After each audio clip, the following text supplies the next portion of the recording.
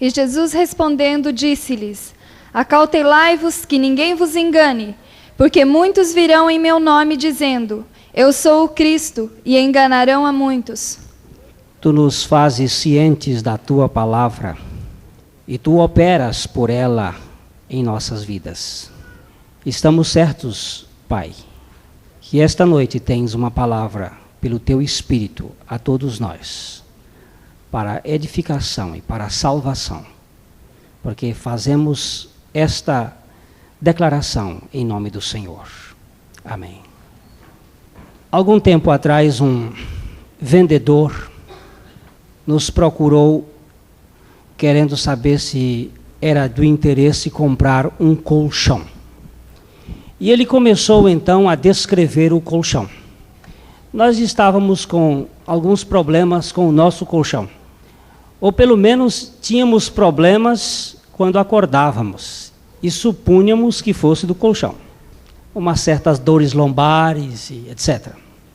E o vendedor então começou a descrever as vantagens do seu colchão.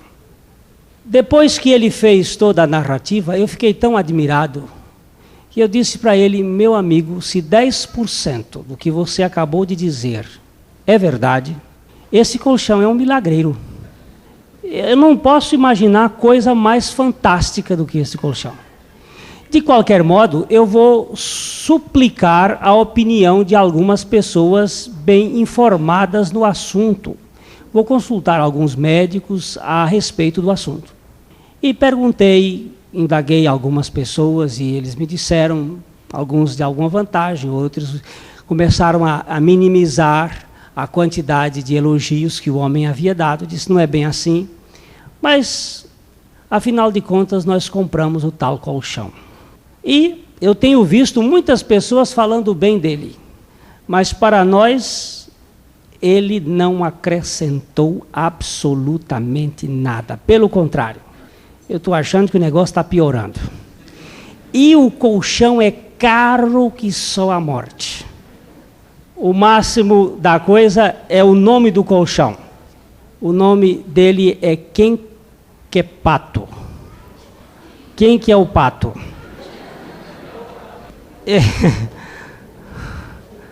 Eu não vou dizer que ele não faça efeito.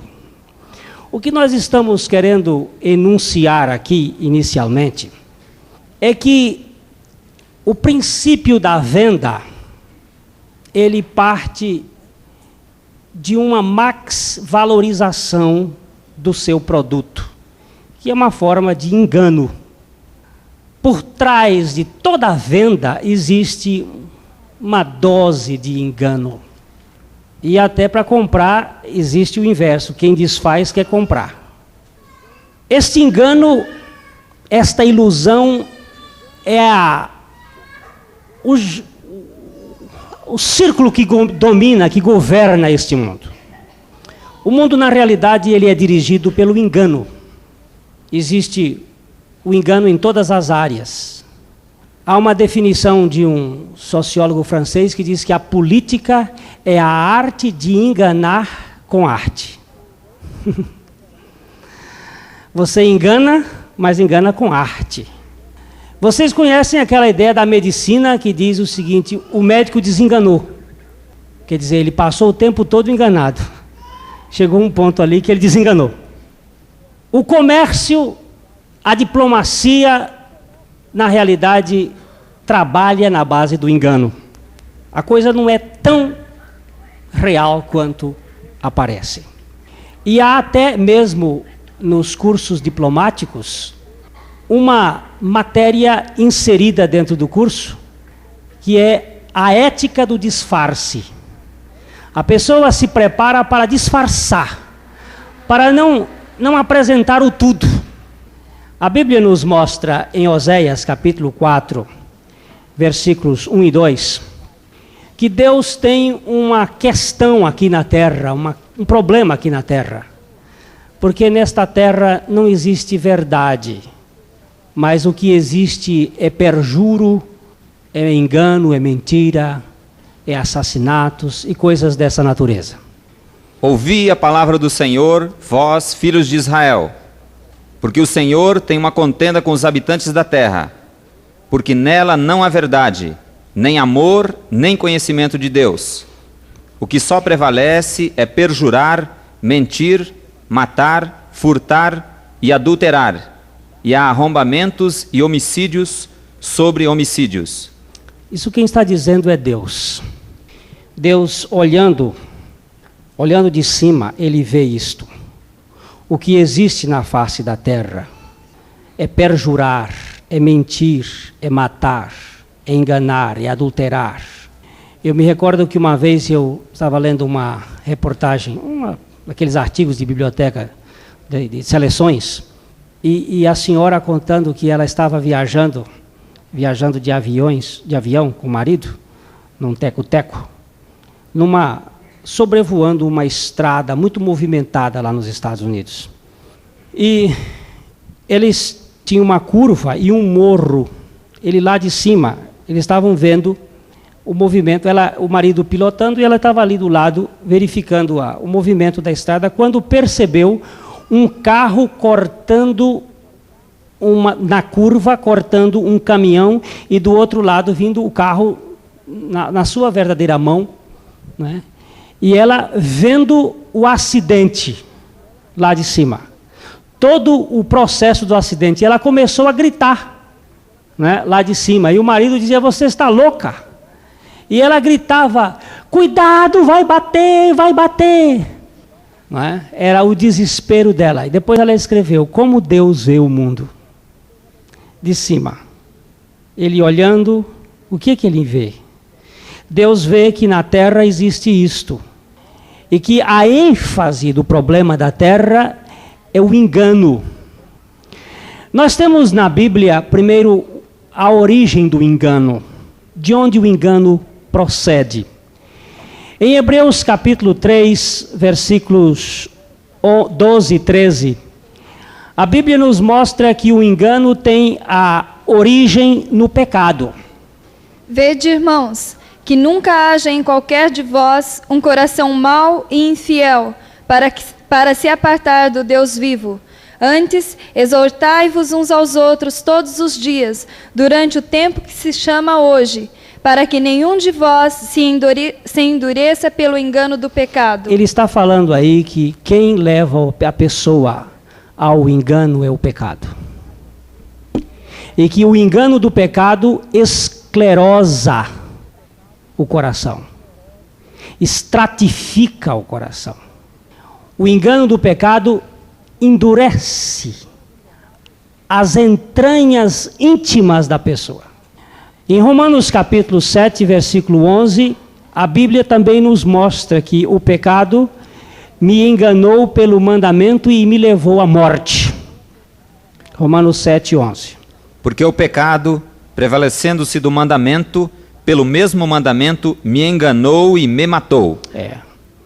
Agora, quem é que tem a origem do pecado?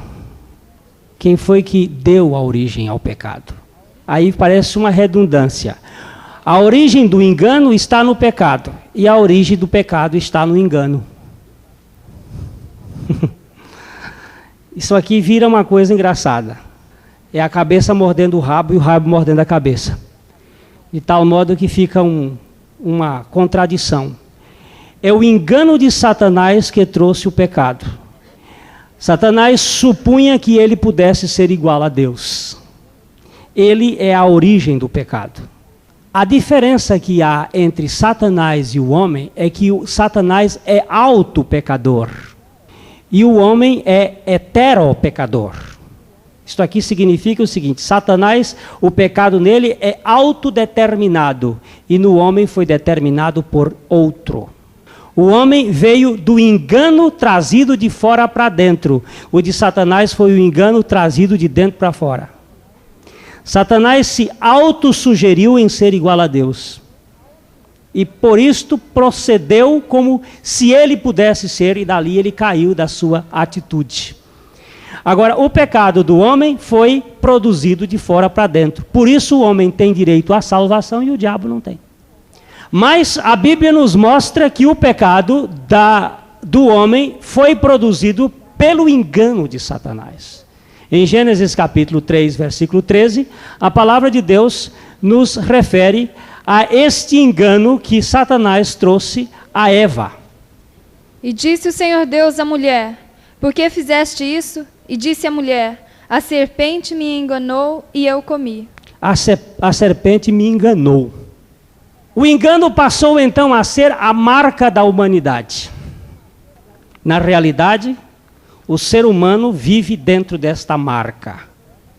E a palavra de Deus nos revela em 2 Timóteo 3:13 que os homens maus vão de mal a pior, enganando e sendo enganados. Mas os homens perversos e impostores irão de mal a pior, enganando e sendo enganados. Existe até uma certa atitude engraçada no homem. O homem gosta de ser enganado. O que a gente percebe nas pessoas, olha, quantas vezes nós somos enganados por estes sistemas de camelô. Como o camelô passa o povo para trás. Eu já caí tantas vezes. Parece que eu sou tão estúpido. Mas eu vejo aquele camarada contando aquilo com tanta veemência que, olha, uma vez eu vi uma antena de televisão, mas ela é um milagre. E o homem fazia com aquela antena, eu disse, olha, essa antena realmente é maravilhosa. E a gente fica numa certa incredulidade, que não é verdade, mas fica pensando, e se for verdade? Porque aí é onde está a coisa do engano. E comprei a maldita da antena. Não deu em nada, não funcionava nada, não tinha nada dos milagres que o homem apresentava. Mas lá na televisão dele fazia, porque o engano é isto. Tem um resultado positivo e você compra aquilo como válido. Não é? O sistema fetichista, ele funciona na base do engano. Muitas dessas profecias do campo do esotérico, elas acontecem. E a obra satânica sempre foi do engano, ele faz acontecer coisas e coisas reais. E a pessoa se ilude naquilo e acaba se enganando. E as pessoas vão para quiromantes, para cartomantes, para taromantes, para taradomantes, e para tudo quanto é esquisito e vai lá e quer saber, e o futuro, e o inusitado, e o fora do comum, e o dia de amanhã, e a noite. Então quer saber. E as pessoas se iludem com estas coisas todas. Quanta coisa falsa acontece. Mas é. A cigana passando ali no centro, a cigana disse, ô meu ganjão, deixa eu ler sua mão. Deixa eu ver seu futuro. Ou não, pode ler. Então ela pegou aqui e começou a ver as linhas compridas. Você vai viver muito e vai ficar muito rico. E tudo que era bom, ela disse. E ia dizendo coisas boas, né? E depois que ela leu a mão bem lida, né, esperando a recompensa, eu virei, deixa eu ler a sua. Ela disse, não, mas quem lê a mão sou eu. Eu digo, eu também sei ler mão. Eu também leio, deixa eu ler a mão. Não. Digo, você não leu a minha? Agora eu posso ler a sua. Aí ela achou que eu deveria ir fazer uma brincadeira, né? Quando ela virou a mão, eu digo, esse M aqui é M de morte. Está vendo esse M grande aqui? É um M de morte por causa de uma outra palavra que a Bíblia diz maldito. Você é uma maldita de Deus. Solta a minha mão. Não, senhora, agora aguenta firme. Você leu a minha com sua linguagem falsa. Agora você vai escutar a linguagem de Deus. Bem que eu vi que tu és um desgraçado. E aí os outros nomes que não se pode pronunciar aqui agora. Ela ficou muito braba. Porque as pessoas gostam do engano, mas a verdade é muito dura. E a verdade fere. A verdade é uma coisa que não é muito. A gente prefere este engano. 2 Coríntios capítulo 11, versículo 3, a Bíblia chama a atenção dizendo para os cristãos, Paulo está dizendo: eu temo que aconteça com vocês o que aconteceu com Eva, que foi enganada pela serpente, e que vocês se apartem da simplicidade devida a Cristo Jesus. Mas temo que, assim como a serpente enganou Eva com a sua astúcia, assim também sejam, de alguma sorte, corrompidos vossos sentidos, e se apartem da simplicidade que há em Cristo. Você prestou atenção aí que a astúcia é a maneira de se enganar? E que com a astúcia a pessoa pode ser enganada, assim como a serpente enganou a Eva. A obra satânica é uma obra de engano. O nome Satanás denuncia a sua profissão. Ele é o enganador. A sua atitude é enganar. A origem do pecado é o engano, e o engano satânico. No capítulo 20 de Apocalipse, versículo 3, a Bíblia está mostrando aqui a função satânica do engano. Lançou-o no abismo, fechou-o e pôs selo sobre ele, para que não mais enganasse as nações até se completarem os 1000 anos. Depois disso, é necessário que ele seja solto pouco tempo. Aí está falando do tempo em que Lúcifer será preso. E a Bíblia está dizendo que neste período ele não terá a sua função principal, que a Bíblia mostra aí: enganar as nações, enganar as pessoas, levar as pessoas a uma atitude de viver debaixo do engano. O pecado engana, porque o pecado é fruto de Satanás e ele é o enganador. Mas este pecado gerou no coração do homem uma atitude de engano, um estado enganoso. O homem, mais do que ser enganado, ele está enganado. Ele está num estado de engano. Ele vive nesse estado de engano. E nós encontramos em Jeremias 17, 9, a palavra de Deus mostrando que é o coração do homem que é enganoso. Enganoso é o coração, mais do que todas as coisas, e perverso. Quem o conhecerá? Você viu aí, enganoso é o coração. Mais do que todas as coisas. Quando nós somos confrontados com a palavra de Deus e que percebemos que este mal do engano está dentro de nós, então vem uma atitude ou de repulsa para com esta verdade, ou então de clamor para se libertar desse estado de engano. É do coração que brota o engano. A Bíblia fala, Jesus falou, em Marcos 7, 21 e 22, que é de dentro do coração que procedem estas coisas, e uma delas é o dolo, alguma tradução diz, outra tradução diz engano. Porque de dentro do coração dos homens é que procedem os maus desígnios, a prostituição, os furtos, os homicídios, os adultérios, a avareza, as malícias, o dolo, a lascívia, a inveja, a blasfêmia, a soberba, a loucura. Ora, todos estes males vêm de dentro e contaminam o homem. O que a Bíblia está dizendo que é de dentro. E essa palavra dolo aí é a palavra engano, em outras versões. É esta posição que está no homem. Quando você apresenta a verdade, a tendência do homem não é ficar com a verdade. É buscar o erro, o dolo, o falso. Isto é uma tendência natural. É por isso que a Bíblia diz que Deus ama a verdade no íntimo.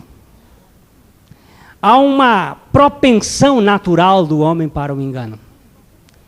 Se você quiser ver como é que nós vamos ter muito sucesso quantitativo em termos de gente, deixa eu começar aqui a falar muitas coisas falsas.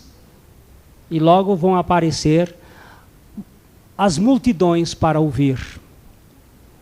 O homem tem uma certa embriaguez por aquilo que é falso, por aquilo que é errado. Ele se sente apaixonado pelo erro, pelo engano. Isso é muito natural. A criança não precisa ninguém ensinar a criança a mentir. Ela mente naturalmente e vai gostar de mentir. Eu me lembro e me recordo isto, que o meu passado de mentira, ele era prazeroso. Eu mentia com um prazer. E eu mentia tanto que eu acabava acreditando nas mentiras que mentia. Isso é uma coisa engraçada. A gente acaba até aceitando que aquela mentira se torna uma verdade. Agora Jesus está dizendo assim: acautelai-vos, que ninguém vos engane. Porque muitos virão em meu nome dizendo, eu sou Cristo. Eu estou dentro dos parâmetros de Cristo. Eu estou vivendo como cristão, vivendo em posição de Cristo, mas enganarão a muitos. Cuidado. Eu quero dizer para vocês aqui uma coisa muito séria. Examinem com toda a isenção as pregações de quem quer que seja. De qualquer pastor, padre, rabino, examine. A começar por esta. Examine a pregação e verifique realmente se a pregação corresponde com a verdade de Deus. Não a verdade da interpretação do homem. Não a verdade da medida racional, do cano da razão, mas a verdade revelada por Deus. Examine e não coma gato por lebre. Examine, porque Jesus disse, cuidado, acautelai-vos que ninguém vos engane. Quando o Sidney, que está sentado ali, virou-se para mim no acampamento e disse, quem me garante que você não seja pregador do outro lá de baixo? E ele disse, eu não posso lhe garantir e nem ninguém pode lhe garantir. Mas conheça a verdade da palavra de Deus e essa verdade fará efeito na sua vida. Examine. Conheça. Examine com cautela. Porque a exortação do Senhor Jesus é para todos. E nenhuma pessoa está isenta de produzir algum erro. Lembre-se de Pedro, quando Jesus disse para eles, qual é a opinião que os homens fazem a meu respeito? E os discípulos disseram, uns dizem que tu és Elias, outros dizem que tu és Jeremias, outros dizem que tu és um dos profetas, João Batista, etc. Jesus disse, e vocês? O que vocês acham que eu sou? Pedro pulou ali na frente e disse, tu és o Cristo, filho do Deus vivo. Jesus disse, Pedro, eu te digo que tu és um filho de Jonas, mas não foi carne e sangue quem revelou isso para você, foi meu Pai que está nos céus.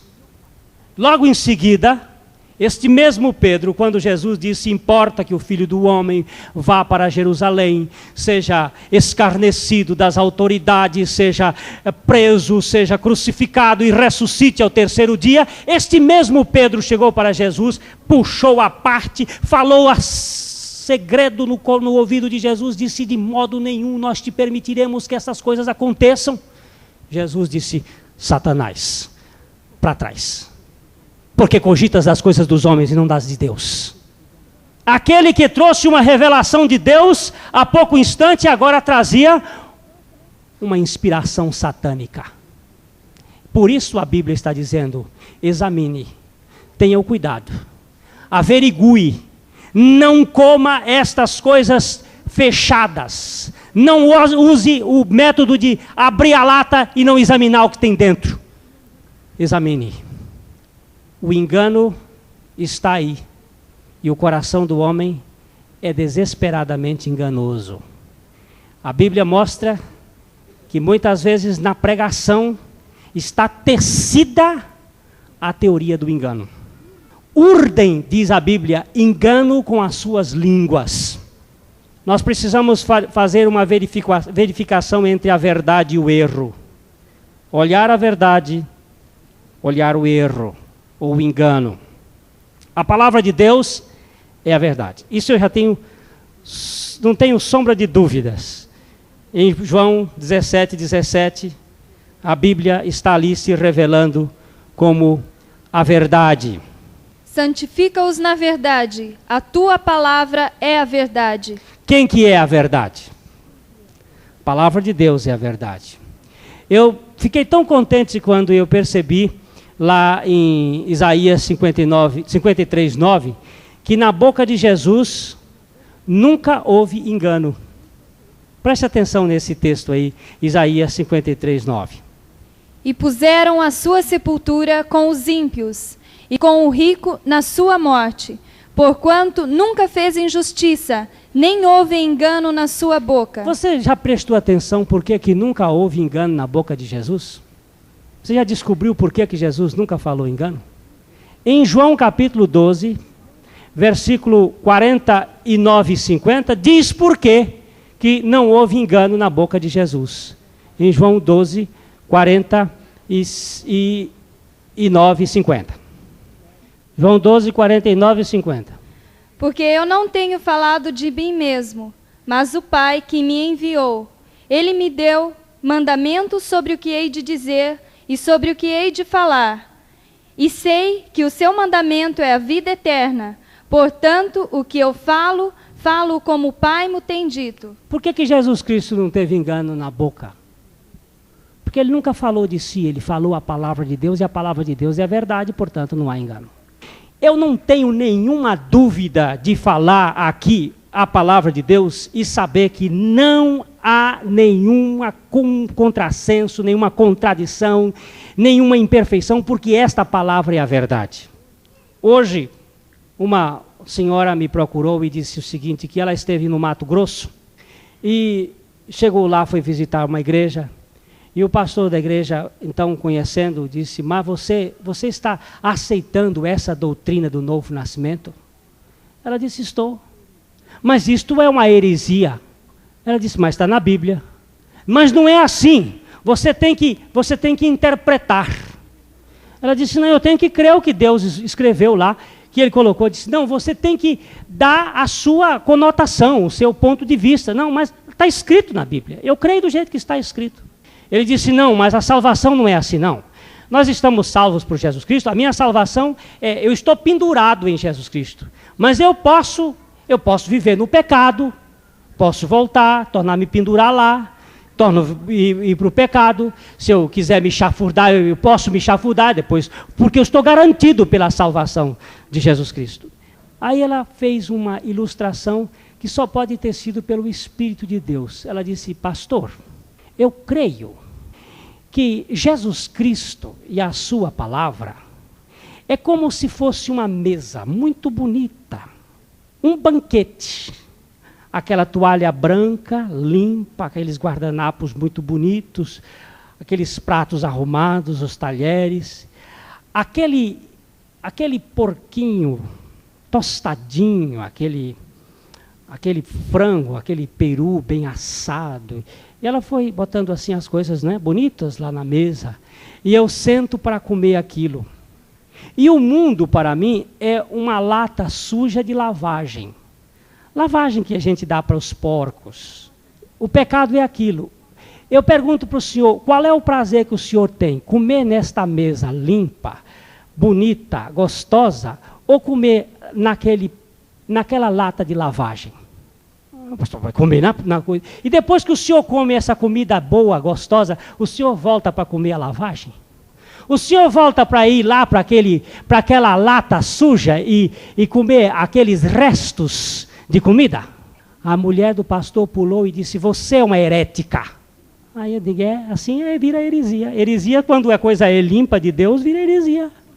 É verdade. Porque é muito mais fácil nós crermos no engano do que crermos no poder de Deus que nos tira desta pecaminosidade. Não é isto?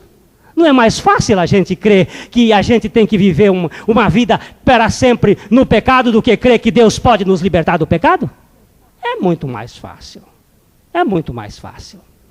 Mas o fato é o seguinte: quando a gente prega a palavra de Deus que não tem engano, a gente fica tão satisfeito, tão contente, porque esta palavra nos dá certeza. Eu não escrevi Bíblia, não tenho nenhum predicado para interpretá-la. Este mesmo pastor disse para ela: você, minha filha, não sabe fazer interpretação. Eu tenho curso de teologia e sou formado pelo seminário de doutorado lá nos Estados Unidos. Ela disse: eu não tenho nada, só tenho a Bíblia. Eu não sei nada, mas a Bíblia está dizendo aqui. É isso que muitas vezes as pessoas estão se baseando na sua lógica, na sua capacidade de entender, e não no poder de Deus. Estão baseadas no que podem e não no que Deus pode.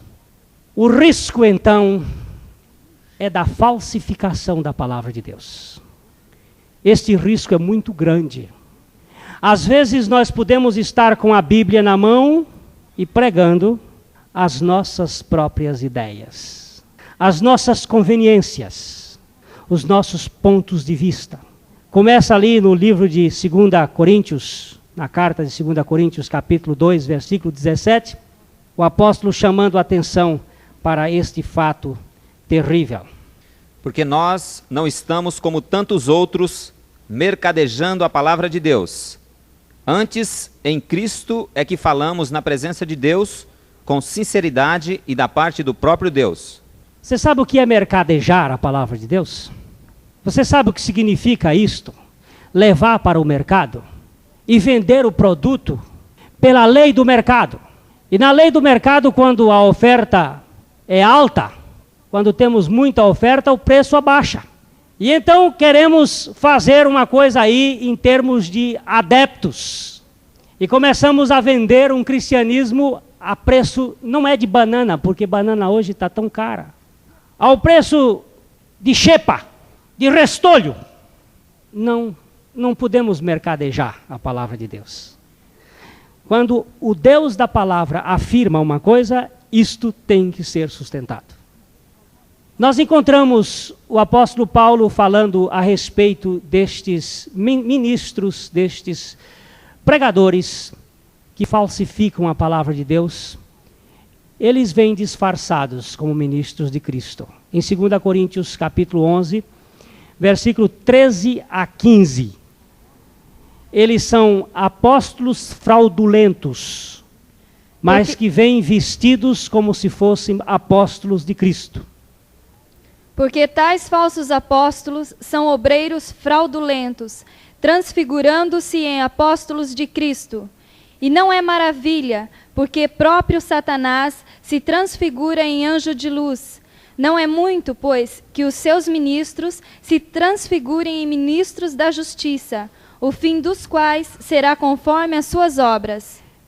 Não está, preste atenção isto, o grande problema do cristianismo não está nas religiões absurdas.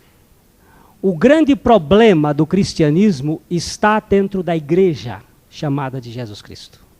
Não são os macumbeiros o problema. O problema está dentro da igreja. Pastores e padres e oficiais como falsos obreiros de Jesus. Vocês podem colocar o crivo para cá, podem fazer o julgamento. Se nós estivermos fora da palavra de Deus, pode fazer o crivo e expulsar, porque não são dignos de pregar o evangelho de Jesus Cristo. Obreiros fraudulentos, travestidos numa farsa, pregando inverdades, engano. E a Bíblia é muito clara neste assunto. 2 Coríntios capítulo 4, versículo 2. A astúcia de furtarem a palavra de Deus, de roubarem o conteúdo da palavra para darem uma impressão diferente às pessoas, por ganância. Pelo contrário, rejeitamos as coisas que, por vergonhosas, se ocultam, não andando com astúcia, nem adulterando a palavra de Deus. Antes nos recomendamos à consciência de todo homem, na presença de Deus, pela manifestação da verdade. Manifestação da verdade. Preguemos a verdade e nos apresentemos com a consciência limpa na frente de todas as pessoas, para que nos julguem se estamos mercadejando, se estamos adulterando a palavra de Deus. Se estamos vendendo mais barata. Adulterar aqui é fazer aquilo que algumas pessoas fazem. Dizem que fazem isso com leite, porque a urina da vaca tem o mesmo pH, isso eu não sei se é, mas eu ouvi falar. E o camarada, na hora que a vaca urina, ele apara aqui a urina da vaca com uma vasilha e joga dentro do leite para aumentar. Isso é adulterar. Algumas pessoas dizem que fazem isso, mas fazem com água também. E até no Rio de Janeiro, uma vez pegaram um leiteiro que pegava, no tempo que distribuía leite com aqueles vidros, o leiteiro apanhando a água do esgoto para misturar junto com o leite. Isso é adulterar, é misturar, é o que fazem com o vinho, chama-se batismo do vinho, batizar. É o que fazem com muitas coisas das pessoas, batiza a pessoa dentro da igreja, adulterando, sem levar uma experiência de regeneração. Isso é adulterar.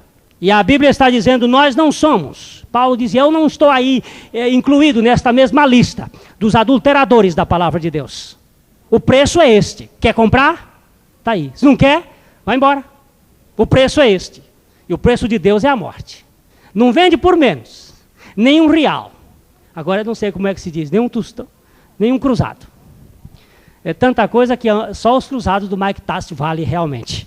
Depois daquela de ontem, eu fiquei mais assustado com aquele homem. E ele já é batista, e tenham cuidado com ele. Porque é assim que se faz um prosélito, viu? É assim que se faz uma pessoa sem experiência. Leva ele para dentro de um batistério e batiza lá. E vira um religioso. É assim que se faz. Sem experiência nenhuma de transformação. Ainda pulou lá na frente para gritar, agora apresentem os outros, porque eu sou o maior do mundo. Ele não conhece a doutrina de Jesus. Aquele que quiser ser grande, seja o menor. Ainda estava pulando na frente do ringue lá, com a fúria do seu coração. Eu queria ver no dia que aquele homem nascesse de novo, se ele ia para ringue bater na cara de ninguém. Mas é esporte. Esporte só vale quando o esporte é digno. Não é para se borrachar os outros lá. No dia que ele nascer de novo, nós estamos orando por ele. E Deus é poderoso para quebrar. Ele pode derrubar os outros, mas Deus pode botá-lo em nocaute eterno. Para ele se tornar um filho de Deus. Agora, a pregação do engano impede as pessoas de conhecerem a Deus. O engano impede. Jeremias capítulo 9, versículos de 3 a 6. Vamos andar rápido. Jeremias 9, de 3 a 6. O engano impede as pessoas de conhecerem a Deus. E estendem a sua língua como se fosse o seu arco, para a mentira. Fortalecem-se na terra, mas não para a verdade, porque avançam de malícia em malícia, e a mim me não conhecem, diz o Senhor. Guardai-vos cada um do seu amigo, e de irmão nenhum vos fieis, porque todo irmão não faz mais do que o enganar, e todo amigo anda caluniando. E zombará cada um do seu próximo, e não falam a verdade. Ensinam a sua língua a falar a mentira. Andam-se cansando em obrar perversamente. A tua habitação está no meio do engano. Pelo engano recusam reconhecer-me, diz o Senhor. Não conhece a Deus por causa do engano, está vendo? Diz que a língua é um bordão que empurra a mentira. É como se fosse um badoque, ou bodoque, que você põe a pedra aqui e puxa lá, ou um arco que você joga a flecha. É aqui que a Bíblia está dizendo, a língua está espalhando engano, e de engano em engano, e de erro em erro, e de falácia em falácia, e de mentira em mentira, vão levando o povo a não conhecer a Deus. Porque só se pode conhecer a Deus pela verdade. O engano impede a pessoa de arrependimento. Eu sei que muita gente não está gozando de uma vida real de arrependimento por causa do engano. E nós temos aqui em Jeremias capítulo 8, versículos 5 e 6, a Bíblia falando desse assunto. Porque, pois, este povo de Jerusalém se desvia, apostatando continuamente, persiste no engano, não quer voltar. Eu escutei e ouvi, não falam o que é reto. Ninguém há que se arrependa da sua maldade, dizendo, que fiz eu? Cada um corre a sua carreira, como um cavalo que arremete com ímpeto na batalha. Quem chamou isso foi Deus. Cada um como cavalo impetuoso, não tem competência de arrepender, porque Deus diz por causa do engano. Quando eu fico pensando que eu sou pregador, e como pregador eu tenho que pregar a verdade, porque se muita gente for para o inferno por minha causa, eu sou responsável diante de Deus, não é isso, reverendo? Quando é verdade. É verdade que a gente precisa pesar hoje 2 vezes mais, mas quando o Jim Swaggart contou que lá no inferno, um camarada chegou lá e tinha muita gente deitada no chão, e o capeta mandou que ele entrasse e fosse para o fim da fila, para deitar lá. Ele, antes de ir lá para o fim da fila, para deitar, ele foi levantando a cabeça, um a um, jogando, olhava e jogava, olhava e jogava. E um capetinha oficial ali de trânsito, daquele perguntou para ele, por que você está fazendo isto? Ele disse, eu estou procurando o meu pastor que não me pregou a verdade. Porque se ele não me pregou a verdade, ele deve estar aqui também. Eu fico arrepiado com essa ideia. Eu fico pensando nesse assunto com muita seriedade. Mas a Bíblia está mostrando que muitas vezes os ministros são responsáveis por ter um povo enganado. Em Jeremias 23, 14, Deus está falando aí aos pastores, aos profetas, que estão profetizando, mas não da parte do Senhor.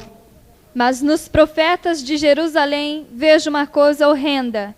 Cometem adultérios e andam com falsidade, e esforçam as mãos dos malfeitores para que não se convertam da sua maldade. Eles têm se tornado para mim como Sodoma, e os moradores dela como Gomorra. Não pense vocês que esse adultério aqui é que o profeta de Israel, de Jerusalém, tivesse outra mulher, não. Está adulterando a palavra de Deus. O adultério aqui não é adultério físico, não. É adultério com a palavra. Estão dando uma palavra falsa. É aquilo que uma vez o pastor Abuchaim contou aqui de um desastre que houve aí pelas tantas de trem. E quando foram examinar lá na perícia, chegaram para o guarda-trilhos e perguntaram para ele, o senhor apresentou a bandeira vermelha para o trem parar? Ele disse, apresentei. O maquinista disse, não apresentou. Você apresentou uma bandeira branca. Ele disse, não, apresentei uma vermelha. Não foi uma branca, foi uma vermelha, foi uma branca. Aí o juiz lá que estava decidindo, vai lá pegar a bandeira. Lá veio o maquinista, o guarda-trilhos com a bandeira na mão. Eu não disse que era vermelha. O outro disse, eu não disse que era branca. Disse, não é vermelha. Aí o juiz, é verdade, ela foi vermelha, mas já está tão desbotada que está branca. De tanto sol, a bandeira vermelha se descorou. E é isso que acontece com o adultério. Nós perdemos a cor da palavra. Nós estamos falando uma palavra para agradar as pessoas, para manter as pessoas dentro das nossas igrejas, para manter as pessoas como contribuintes para o nosso sistema financeiro, para manter as pessoas engodadas dentro de nossos sistemas, não para levá-las para o reino de Deus, mas a verdade precisa ser pregada. Doa em quem doer, porque Jesus disse a verdade. Se alguém não nascer de novo, não pode ver o reino de Deus. E eu prefiro que agora eu seja xingado e menosprezado e ridicularizado por um maior número de pessoas do que depois, lá no inferno. Agora há tempo. E todos nós, os pregadores, podemos suportar esta afronta aqui na terra. Mas lá não tem mais jeito. E é o que a Bíblia está dizendo. A mentira não traz liberdade. Provérbios capítulo 14, versículo 22. É duro isto, meus irmãos, mas é verdade. Provérbios 14, 25. A testemunha verdadeira livra as almas, mas o que se desboca em mentiras é enganador. A testemunha verdadeira livra as almas, mas o mentiroso trai. É uma traição. Você deveria ter me dito isto há mais tempo. Porque se você tivesse me dito isso, teria me ajudado. Eu poderia ter saído dessa encrenca. A Bíblia nos adverte para toda pregação que não corresponde ao que Deus está dizendo. Jeremias 23, 16 a 18. Por favor, acompanhe esse texto. Jeremias 23, 16 a 18. Assim diz o Senhor dos Exércitos: não deis ouvidos às palavras dos profetas que entre vós profetizam, ensinam-vos vaidades. Falam da visão do seu coração, não da boca do Senhor. Dizem continuamente aos que me desprezam: o Senhor disse, paz tereis. E a qualquer que anda segundo o propósito do seu coração dizem, não virá mal sobre vós. Porque quem esteve no conselho do Senhor e viu e ouviu a sua palavra? Quem esteve atento à sua palavra e ouviu? Olha só. Muitos profetas dizendo, tereis paz e tudo está indo muito bem, não precisa se preocupar. E a tudo que a teimosia do coração da pessoa está dizendo, não virá mal algum, vai em paz, Deus te abençoe. Aquela mocinha que procurou o pastor da igreja dela e disse assim, pastor, eu estou em desespero, eu te conheço, minha filha, você foi criada desde pequena aqui na igreja, você é uma menina muito boa, pastor, minha alma não tem paz. Não, minha filha, você está escutando a pregação deste louco, este homem está doido, ninguém está ouvindo mais, ele virou maluco, não tenha nada, você vai. Ela desesperada quis se suicidar, mas felizmente passou aí na porta, encontrou um magricela que tem aqui na igreja. Esse magricela que ama a palavra de Deus, chegou para ela e começou a falar que ela precisava morrer na cruz do Calvário, que Jesus Cristo tinha incluído naquela cruz e que ele tinha feito uma obra de libertação dessa natureza. E essa moça ganhou a experiência, está lá no Mato Grosso. Outro dia ela me telefonou dizendo, se não fosse aquele moço, eu hoje estava no inferno. Mas aí tem paz, paz, paz. Já começou a piscar? Paz, nada de mal vai acontecer. Vocês estão muito bem, pode viver no pecado, pode se chafurdar no pecado, mas você vem, arrepende, pede perdão, troca de roupa, torna a vestir outra suja, suja de novo, torna a limpar, vai nessa sanfona espiritual, abre e fecha, fecha e abre e fecha, vai tocando este baião de dois, ou é de doido. Não vá confiar no sacrifício peremptório e eterno do Senhor Jesus Cristo para ver o que vai acontecer. Agora nós temos a palavra de Deus nos falando aqui no versículos 25 a 27 de Jeremias 23. Um profeta enganado só poderá transmitir uma mensagem enganosa, que é um transtorno. 25 a 27. Tenho ouvido o que dizem aqueles profetas, proclamando mentiras em meu nome, dizendo, sonhei, sonhei. Até quando sucederá isso no coração dos profetas, que proclamam mentiras, que proclamam só o engano do próprio coração? Os que cuidam em fazer o que o meu povo se esqueça do meu nome pelos seus sonhos, que cada um conta ao seu companheiro, assim como seus pais se esqueceram do meu nome por causa de Baal. Nós vamos parar aqui. Vou continuar domingo que vem. Isso aqui não acaba assim não, porque a coisa é cumprida. Eu tenho pelo menos mais umas 20 laudas aqui, anotadas. Esse engano está destruindo a igreja de Jesus Cristo na face da terra. Como em todo o tempo foi assim. Eu estou lendo no livro de Juízes, como é que é a história do povo de Juízes, lá no povo de Israel. Eles pecavam, Deus mandava o castigo, eles clamavam a Deus, Deus mandava um juiz. Quando eles estavam no bem bom, começava de novo. E assim vai. Sobe e desce, sobe e desce, sobe e desce. A história do povo de Israel foi uma história sempre de sobe e desce. Mas eu gostaria de chamar a atenção para vocês que este sacrifício de Jesus Cristo não pode ser repetido, a Bíblia diz isto. E foi um sacrifício eterno. E foi um sacrifício completo, consumado. Quando nós chegamos para o fato de que Jesus Cristo morreu e nos incluiu na sua morte, significa que esta morte que nós ganhamos em Jesus foi a morte para o pecado. Repare em Romanos capítulo 6, versículo 11. O que a Bíblia está nos referindo aqui é uma morte para o pecado. Assim também vós considerai-vos mortos para o pecado, mas vivos para Deus em Cristo Jesus nosso Senhor. Mas isso só foi possível porque os versículos 9 e 10 estão dizendo que Cristo morreu para o pecado. Pois quanto a ter morrido, de uma vez morreu para sempre, morreu para o pecado, mas quando a viver, vive para Deus. Você já pensou, Dr. Newton, que Jesus Cristo morreu para o pecado? O senhor já pensou num negócio desse? A Bíblia dizendo que Jesus Cristo morreu para o pecado, uma pessoa que nunca teve pecado? Como é que ele pode ter morrido para o pecado? Porque ele colocou o pecador na sua morte, a fim de que o pecador morresse com ele. Porque nenhum pecador poderá entrar no reino de Deus. Só os santos. E para se fazer santo tem que morrer. E Jesus Cristo veio exatamente para executar esta obra divina de nos fazer morrer, porque nós não podemos nos matar, que seria um assassinato terrível, um suicídio. Agora no corpo dele nós morremos para o pecado. Assim, meus irmãos, vós também estáis mortos, para quê? Para quê? Você vai viver no pecado? Se for viver no pecado, você vai para o inferno.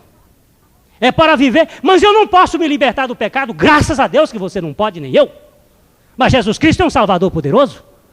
Quando a gente não pode se operar, se entrega a um médico competente. Esse médico faz. Eu estava morrendo e fui levado lá para Teresina. Estava morrendo com apendicite agudo, supurado. Ainda tem tempo? Estava morrendo, quando chegou lá, me levaram para lá, o doutor França operou e estou vivo até hoje. Se eu não tivesse caído na mão dele, tinha morrido. Vocês não iam ter um pastor chato pregando todo o tempo sobre o novo nascimento aqui. Mas aí há uma coisa. Uma vez mortos para o pecado, vivos para Deus em Cristo Jesus nosso Senhor. Não fique se iludindo. Nós vamos para a segunda parte domingo que vem. O engano da teologia do engano do pecado pode lhe levar enganadamente para o inferno. Você vai dizer, mas eu cheguei aqui sem querer, mas chegou. Acabou? Amém?